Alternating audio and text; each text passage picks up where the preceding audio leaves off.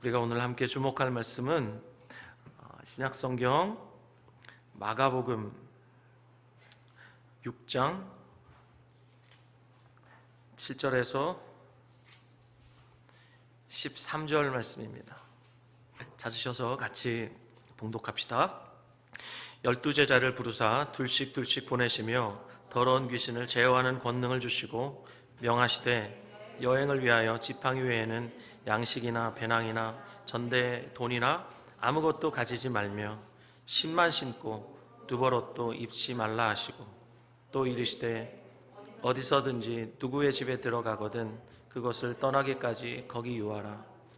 어느 곳에서든지 너희를 영접하지 아니하고 너희 말을 듣지도 아니하거든 거기서 나갈 때 발 아래 먼지를 떨어버려 그들에게 증거를 삼으라 하시니 제자들이 나가서 회개하라 전파하고 많은 귀신을 쫓아내며 많은 병자에게 기름을 발라 고치더라. 아멘. 저는 오늘 우리가 함께 봉독한 이 말씀을 중심으로 마가복음 24번째 순종하면 알게 된다. 순종하면 알게 된다. 이와 같은 제목으로 은혜의 복음 증거하도록 하겠습니다. 영국이 낳은 설교의 황태자라는 별명을 가진 찰스 스펄전 목사님의 일화 가운데 하나입니다. 자신이 세운 런던의 고아원을 위해 다른 도시에서 300파운드를 모금을 했습니다. 그런데 기도하던 중에 주님의 음성이 들렸습니다. 그 돈을 조지 뮬러 목사에게 갖다 주라. 그 돈을 조지 뮬러 목사에게 갖다 주라.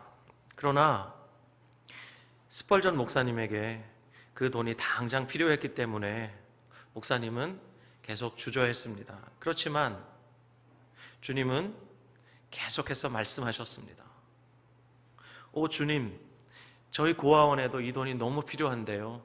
그렇지만 주님은 계속 말씀하셨습니다. 그 돈을 조지 뮬러 목사에게 갖다 주라. 결국 스펄전 목사님은 순종하였고 그 돈을 들고 조지 뮬러 목사님에게 갔습니다. 그 시간에 조지 뮬러 목사님은 무릎을 꿇고 필요한 재정을 위해서 하나님께 기도하고 있었습니다. 그때 조지 뮬러 목사님을 방문한 스펄전 목사님이 이렇게 말했습니다. 조지, 하나님께서 내가 모금한 300파운드를 당신에게 주라고 말씀하셔서 제가 가져왔습니다. 그 말에 조지 뮬러 목사님이 이렇게 말했죠. 스펄전 목사님, 제가 방금 전까지 300파운드가 필요해서 주님께 기도하고 있었습니다. 두 사람이 얼마나 기뻐했을지 상상이 가시죠? 한 분은 조금 슬펐을 것 같아요. 그렇지만 한 분은 순종의 기쁨, 또 한 분은 기도 응답의 기쁨을 만끽했을 것 같아요. 그렇게 순종한 후에 스펄전 목사님이 기쁨으로 돌아왔는데 책상 위에 편지 한 통이 스펄전 목사님을 기다리고 있었습니다. 열어보니까 그 안에 300기니의 헌금이 들어 있었습니다. 요즘 화폐 단위로 얼마인지는 모르겠지만 제가 알기로는 큰 금액이었다 그래요. 그 헌금을 손에 쥔 채 스펄전 목사님이 감격하며 이렇게 하나님께 감사의 고백을 드렸다고 해요. 주여, 제 300파운드의 이자까지 보태서 주시는군요. 우리는 지난 시간에 나사렛에서 또다시 배척당하셨던 예수님의 모습을 보았습니다. 배척당하신 예수님은 나사렛에서 아무런 권능도 행하시지 않으셨습니다. 그리고 고향 사람들의 반응을 안타까워하셨습니다.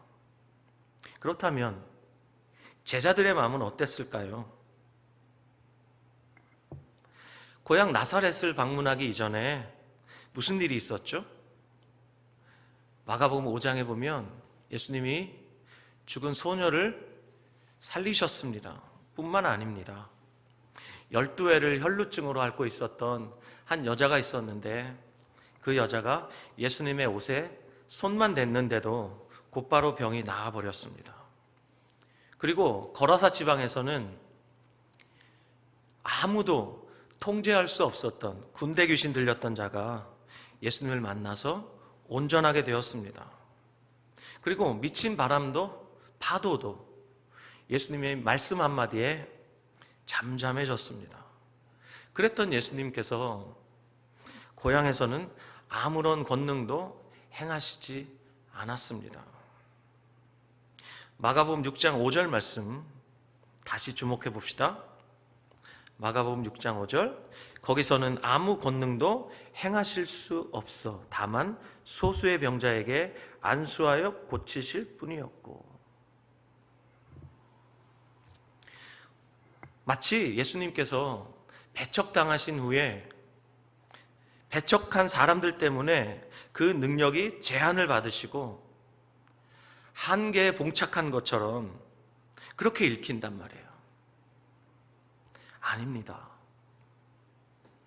나사렛 사람들의 불신앙 때문에 그 어떤 권능도 행하시지 않기로 주님이 결정하신 거예요. 주님의 능력이 작아진 것이 아니라 주님께서 그 어떤 능력도 행하시지 않기로 결정하셨던 거예요. 왜냐하면 나사렛 사람들이라 할지라도 고향 사람들이라 할지라도 예수님을 하나님의 아들로 인정하지 않는 한 그 어떤 권능도 그 어떤 기적도 심지어 죽은 사람을 살릴지라도 그것은 그들에게 무의미했어요. 그렇기 때문에 주님은 그 어떤 권능도 행하시지 않은 겁니다. 결국 예수님은 배척당하시고 고향을 떠나실 수밖에 없었는데 그 장면을 마가복음 6장 6절 하반절은 이렇게 묘사하고 있습니다. 자, 여러분 성경에 보면 동그라미가 쳐져 있죠. 짧은 한 절 동그라미가 쳐져 있는 거기 이렇게 되어 있습니다. 이에 모든 촌에 두루 다니시며 가르치시더라. 헬라어 원문을 보면 이 부분이 이렇게 묘사되어 있습니다. 나사렛 주변 마을을 원을 그리듯이 빙빙 돌면서 가르치셨다. 이렇게 되어 있습니다. 나사렛 사람들은 예수님을 배척했지만 나사렛 주변을 둘러싸고 있던 그 마을들은 예수님을 배척하지 않았습니다. 그래서 예수님께서 나사렛 주변을 빙빙 돌면서 제자들과 함께 가르치셨다고 그렇게 묘사하고 있습니다. 그런데 나사렛 주변 마을들을 돌면서 가르치실 때는 그 어떤 권능도 행하지 않았다는 것을 알 수 있습니다. 그렇다면 예수님을 따라 나사렛 주변을 돌던 제자들의 마음은 어땠을까요? 속으로 무슨 생각을 했을까요? 아마 이런 생각을 했을 거예요. 이번 나사렛 전도 여행은 실패작이다. 이번 전도 여행은 실패작이다. 제가 오늘 설교를 마치고 이럴지도 몰라요. 오늘 설교는 죽을 수 없다. 이 제자들의 마음에 이런 생각이 있었을 거예요. 그리고 예수님이 이해가 안 됐을 겁니다. 그런데 오늘 본문 7절부터 우리가 봉독했는데 느닷없이 예수님께서 이 12제자를 파송하십니다. 자, 파송하시면서 더러운 귀신을 제어하는 권능을 주시고 둘씩 보내십니다. 근데요, 제가 보기엔 타이밍이 너무 안 좋아 보여요. 저 같았으면, 만약에 제가 예수님 같았으면 어떤 타이밍에 제자들을 보냈을 것 같으세요? 만약에 여러분이 예수님이라면 어떤 타이밍에 제자들을 보내면 효과가 극대화되었을 것 같아요? 제자들이 신나서 순종했을 것 같으세요?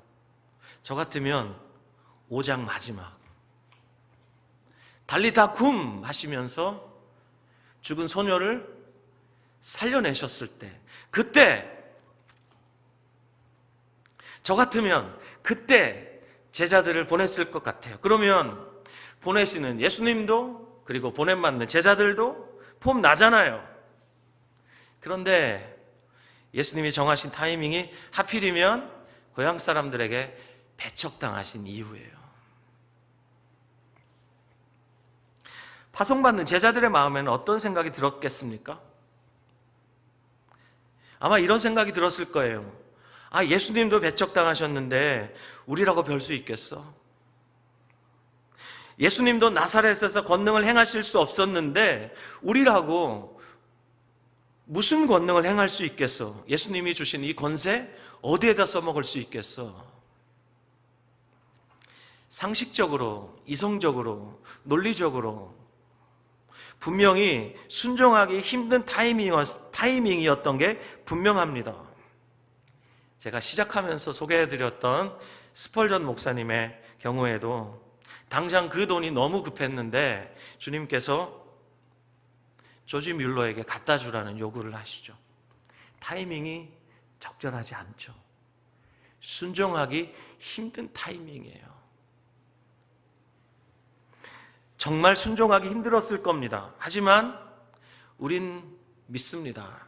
하나님의 타이밍은 언제나 정확하다는 것을. 아멘 하실 수 있겠습니까? 주님이 말씀하시면 그때가 가장 정확한 타이밍이에요.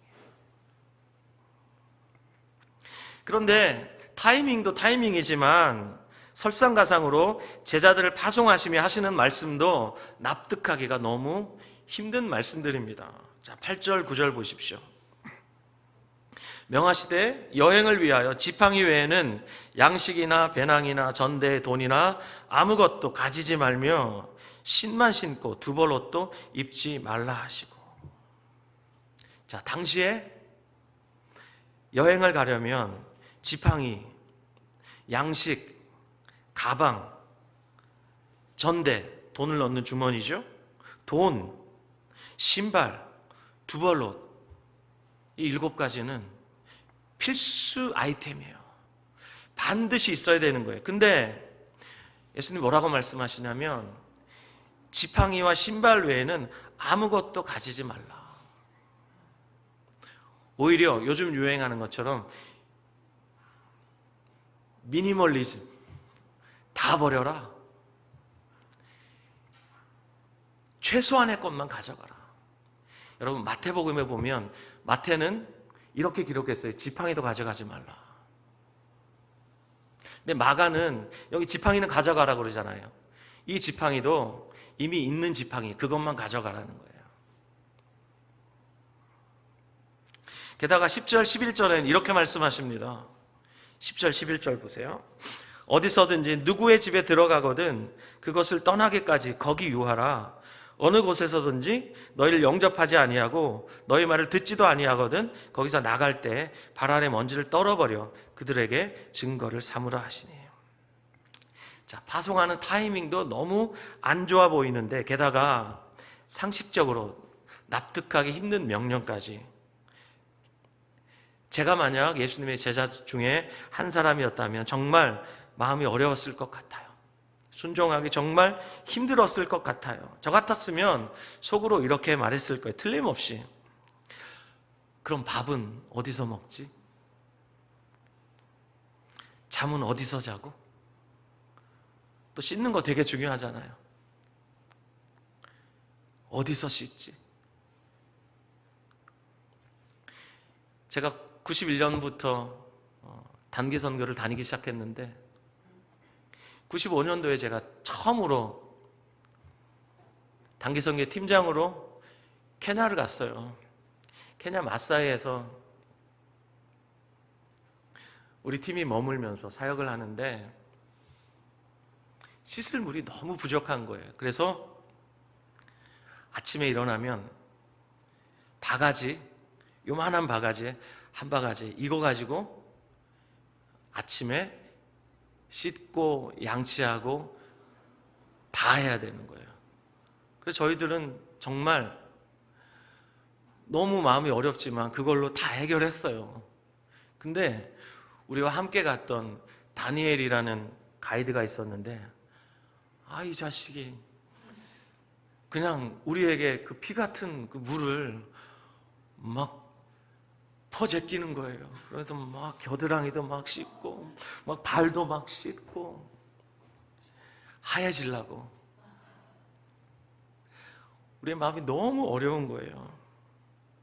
그러면서 야, 저 물 없어지면 우리는 어떡하지? 어떡하지? 이제 우리는 어떻게 씻지? 막 이러면서 염려했던 게 막 생각이 나는 거예요.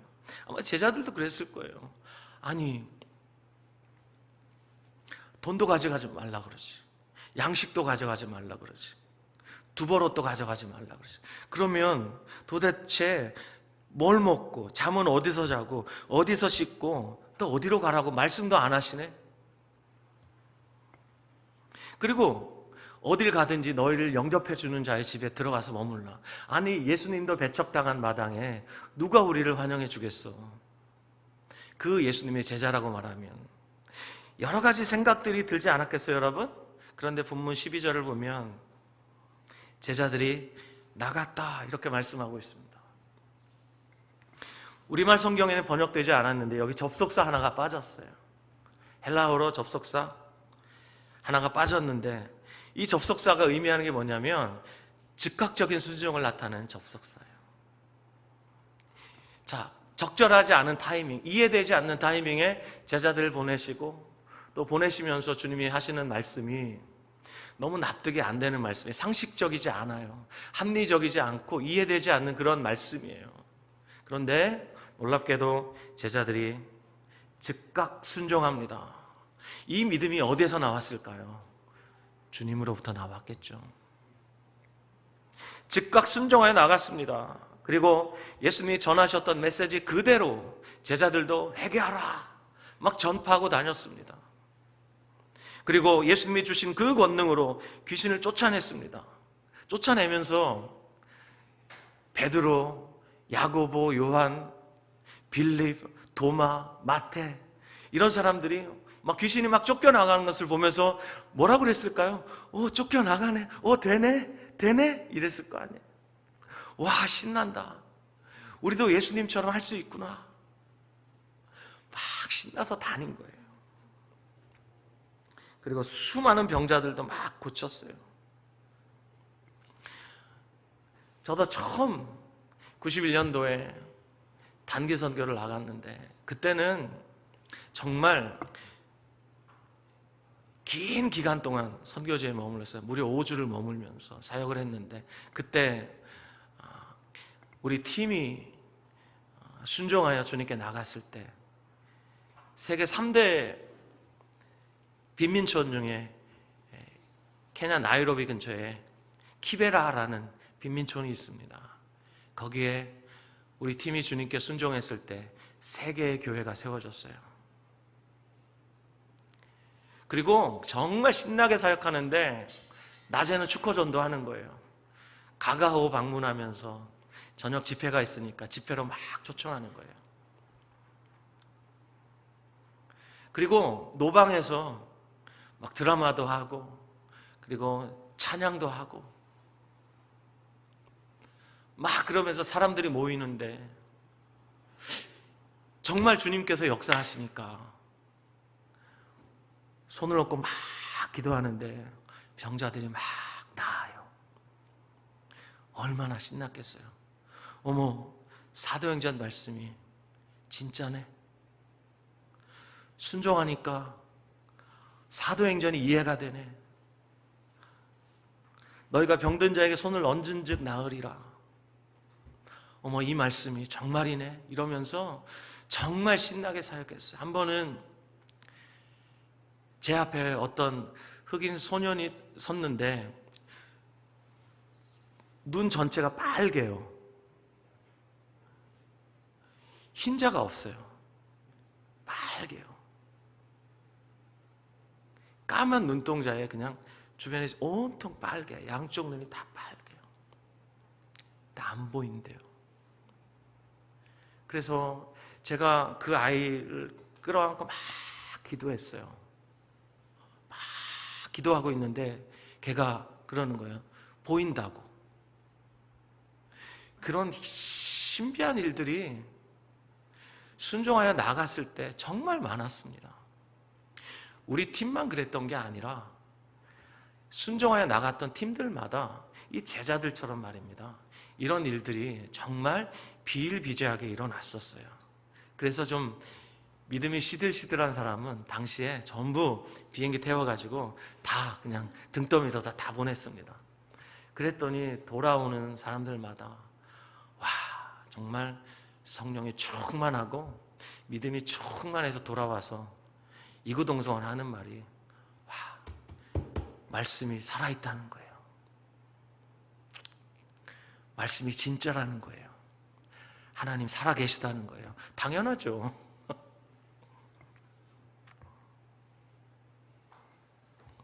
예수님께서 이해되지 않는 타이밍에 납득이 가지 않는 그런 명령을 주시고 제자들을 보내셨는데, 놀랍게도 이 제자들이 그냥 단순하게 즉각적으로 순종하면서 나갔더니 놀라운 일들이 벌어진 것이죠. 그랬더니 이 제자들의 사역으로 인해서 오늘 우리가 읽지 않았지만 6장 14절 보시면, 이에 예수의 이름이 드러난지라 헤로드 왕이 듣고 이르되 이는 세례 요한이 죽은 자 가운데서 살아났도다.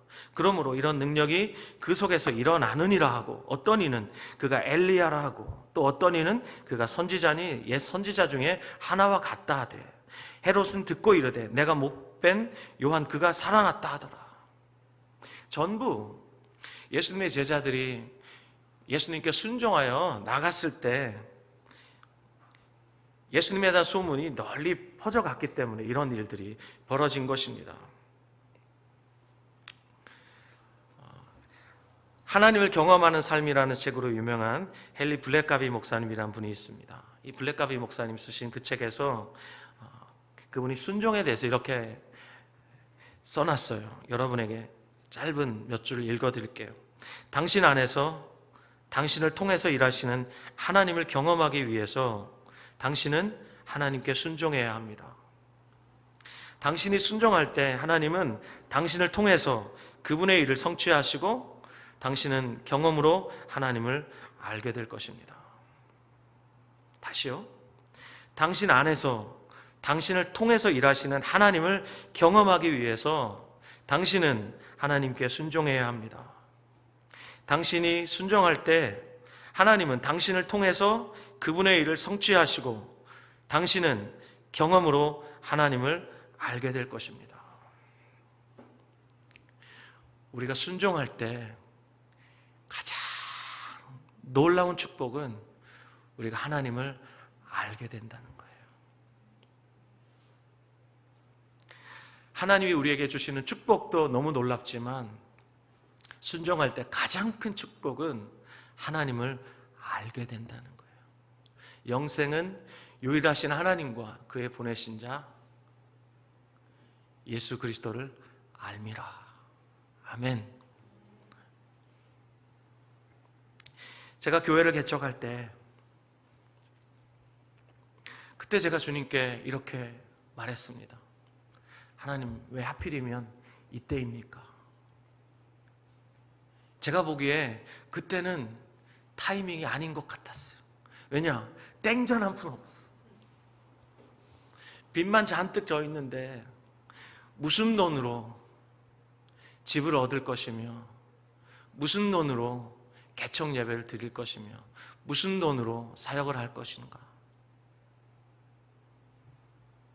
그래서 하나님께 제가 그렇게 말했어요.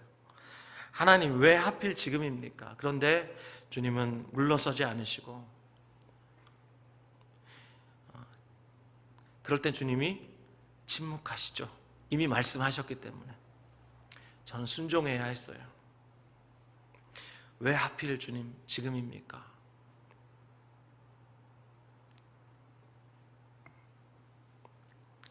근데 여러분, 주님이 침묵하실 때 그냥 묵묵히 순종했어요. 그랬더니 주님이 문을 여셔요.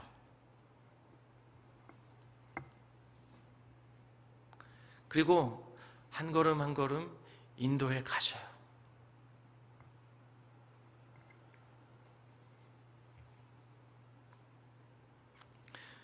순종하면 하나님이 인도하시는 그 손길을 우리가 보게 돼요. 많은 사람들이 하나님 살아계시냐고 의심할 때 있어요. 그렇지만 여러분, 하나님께 순종해 보세요. 그러면 하나님의 손길을 보시게 될 거예요.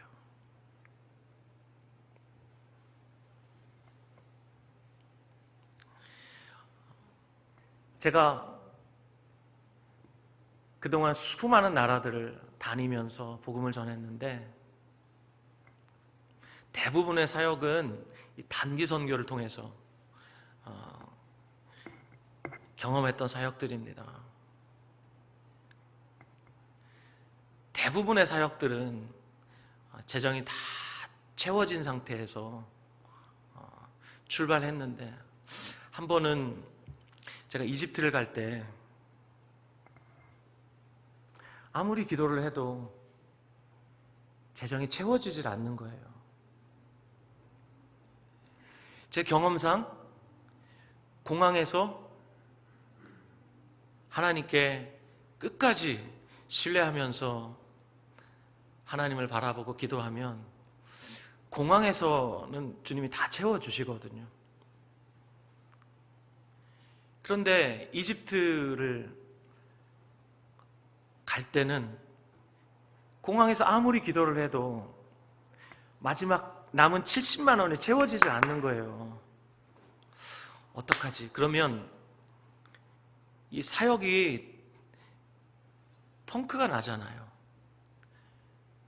너무너무 불안한 거예요. 내가 뭐 잘못한 거 없나? 저를 막 자책하게 되고, 내가 팀장으로서 자격이 없나? 이런 생각도 막 하게 되고, 결국은 70만 원이 부족한 채로 출국했어요. 결론만 말씀드릴게요. 저희가 먹는 거를 못 먹었나요? 잠자리가 부족했나요? 사역이 부족했을까요? 아니요. 70만 원이 부족한 대로 나갔지만 하나님은 그것보다 훨씬 더 풍성하게, 그리고 돌아올 때 남겨서 돌아오게 하셨어요. 재정을 남겨서 돌아올 수 있도록 주님께서 인도해 주셨어요. 부족했지만 순종했을 때 너무나 충분하게 하나님을 섬길 수 있었어요.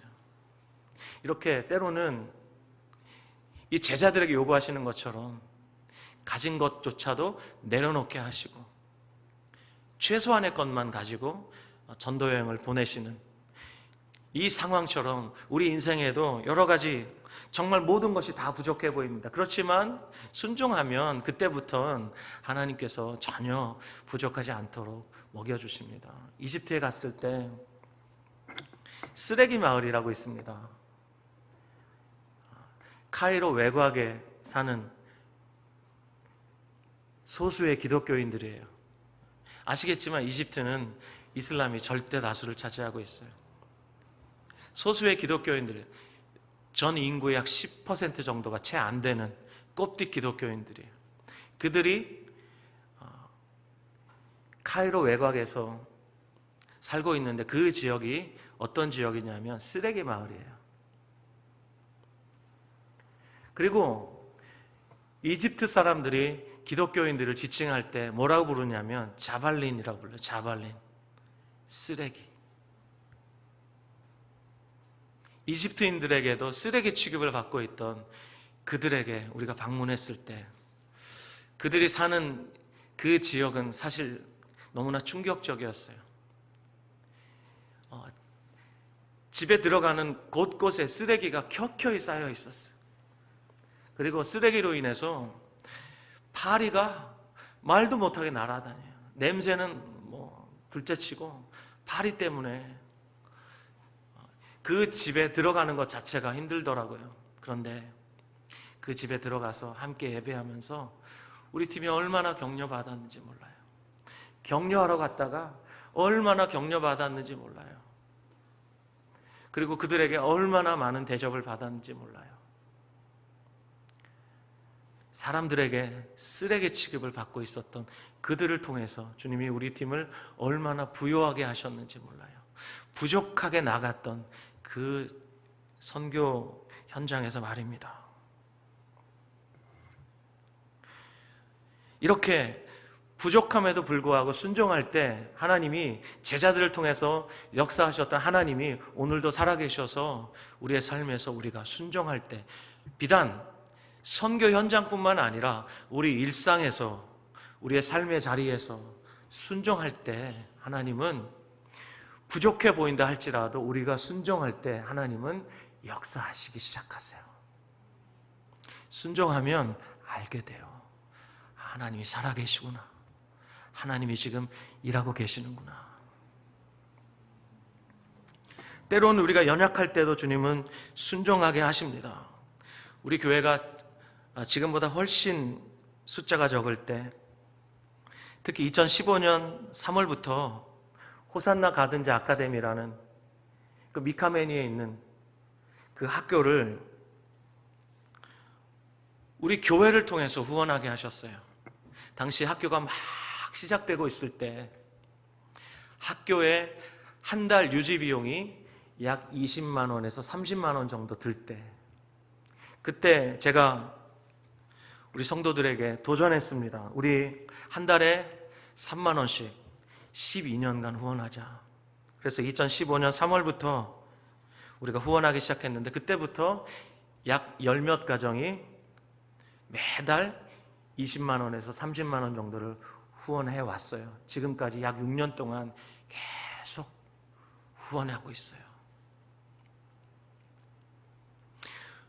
저는 알아요. 우리 성도들 중에 형편이 넉넉하신 분들은 거의 없어요.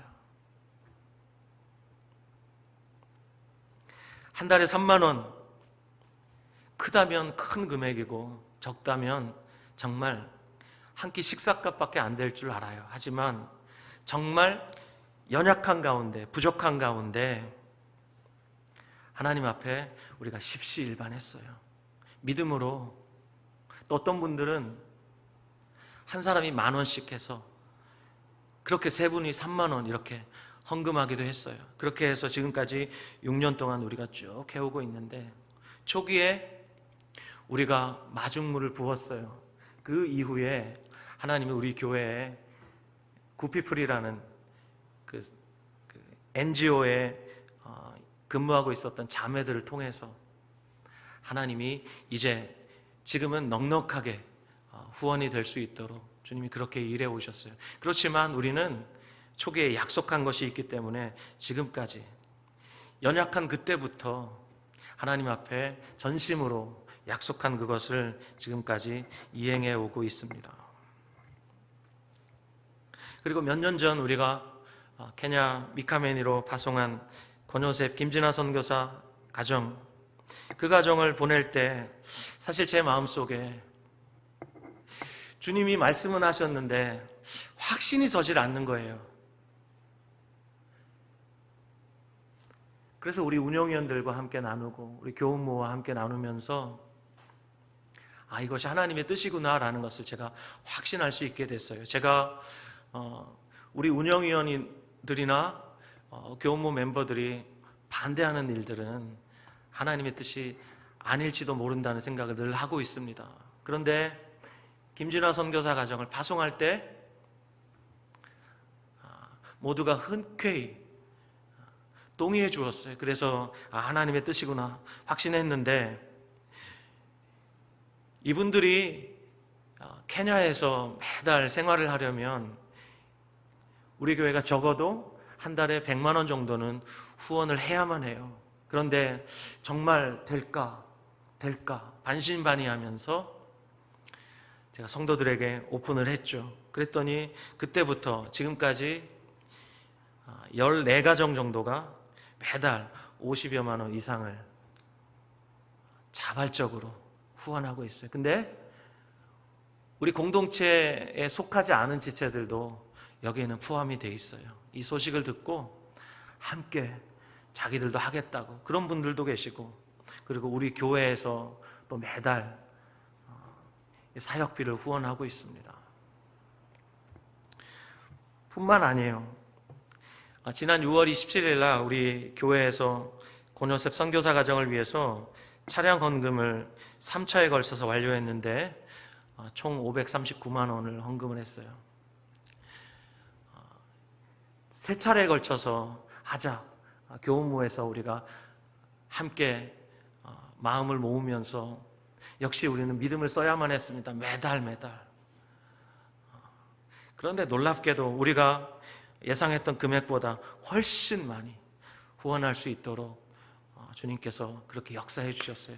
우리가 순종할 때 하나님은 우리의 필요보다 때로는 더 넘치게 역사해 주시는 것을 우리 교회는 연약할 때부터 지금까지 계속 경험해 오고 있어요.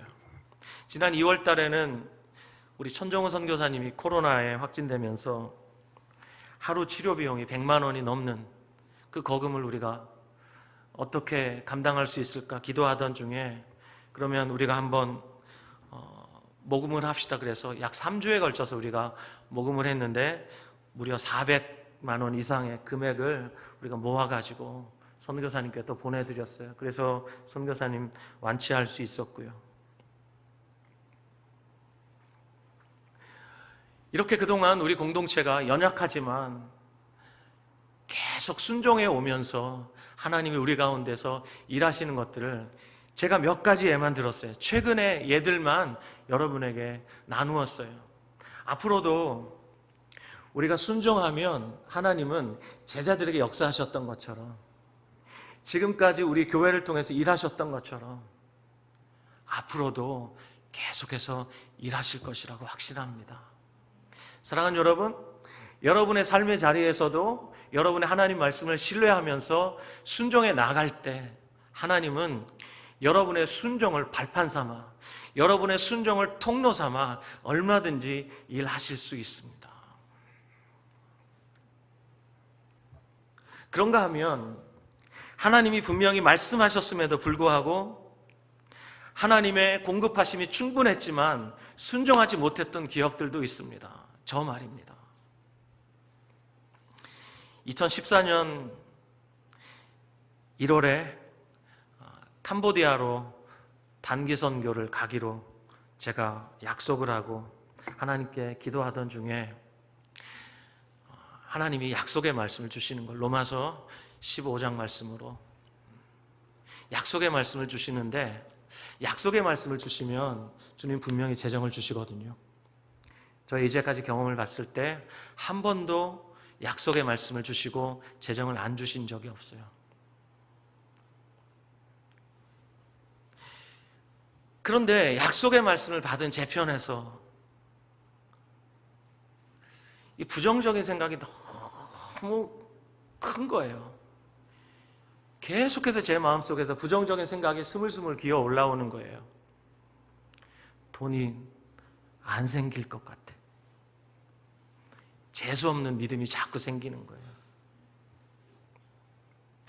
그래서 정말 어렵게 함께 가는 팀원들에게 전화를 했어요. 이번엔 전 안 되겠습니다.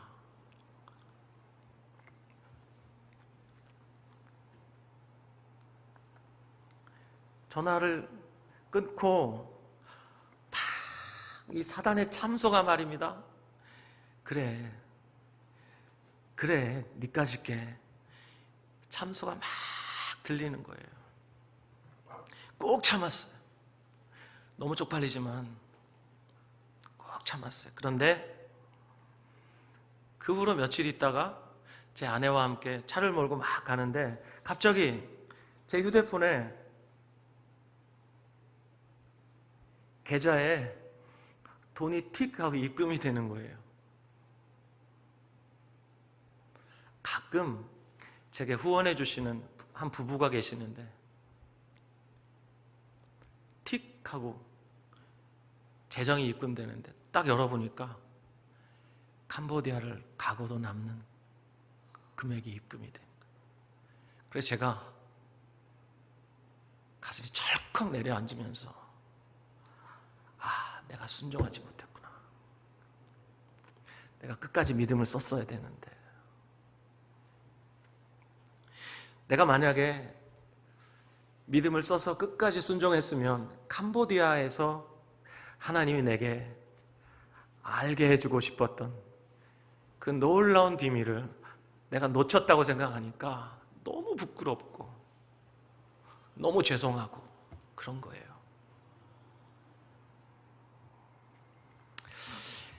사랑하는 여러분, 저와 여러분이 예수님의 제자입니다. 맞습니까? 예수님이 저와 여러분을 선택하셔서 제자 삼으셨어요. 그리고 그때부터 지금까지 저와 여러분을 앞서가시면서 우리를 인도해 가고 계세요.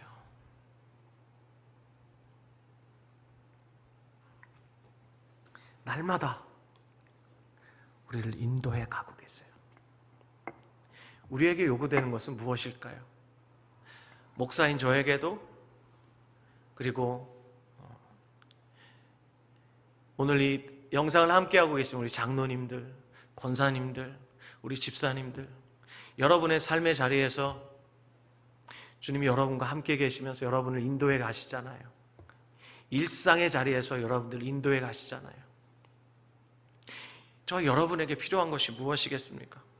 왜 예수님께서 제자들에게 지팡이 외에는 양식이나 배낭이나 전대의 돈이나 아무것도 가지지 말고 신만 신고 두 벌 옷도 입지 말라, 왜 이렇게 요구하셨을까요? 이 땅에서 조달할 수 있는 수많은 자원들, 왜 그것들을 굳이 내려놓고 전도여행을 떠나라고 말씀하셨을까요? 거기에 수망 두지 말라고. 그건 영원한 것이 아니라고. 그것은 영원히 우리를 만족시킬 수 없다고. 그것은 영원히 우리를 보장할 수 없다고 주님이 말씀하시는 거예요. 거기에 마음 뺏기지 말라고.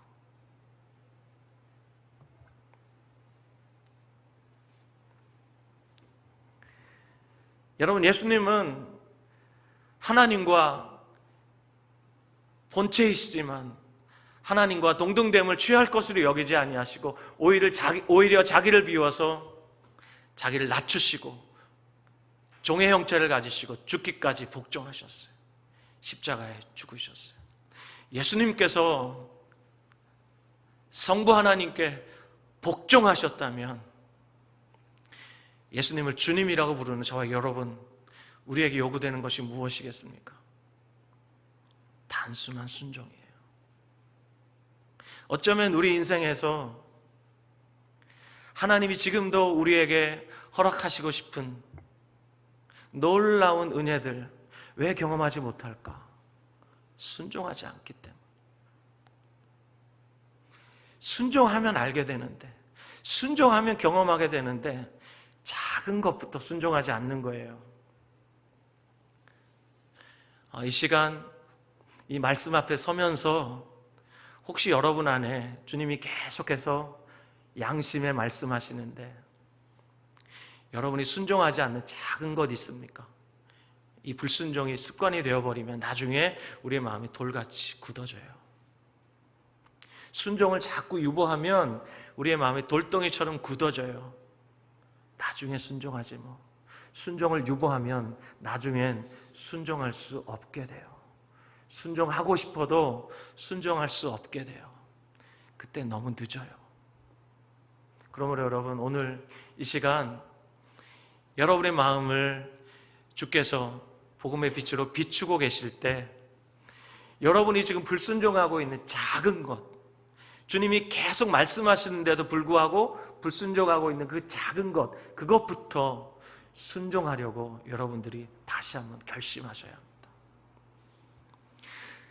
대단한 것을 순종해서 하나님이 기뻐하시게 해야지. 아니요. 그런 것이 아니라 작은 것, 그것부터 순종할 때 하나님은 더 큰 은혜로 여러분과 함께 하십니다. 여러분, 오늘 이 시간 우리가 결단해야 할 것, 그것은 무엇이냐? 작은 순종이에요. 작은 순종이에요. 불순종하는 이 작은 습관들을 우리가 쳐내야 되는 거예요. 순종할 때 작은 것에 순종할 때 하나님이 더 큰 것을 우리에게 맡기셔서 더 큰 영광, 더 큰 능력, 더 큰 축복을 경험하게 하셔서 우리 인생이 나중에 주님 앞에 섰을 때 정말 허무하던데요 라고 말하지 않게 하실 거예요. 주님 정말 영광스러웠어요. 주님 저 정말 영광에 사로잡히다 왔어요.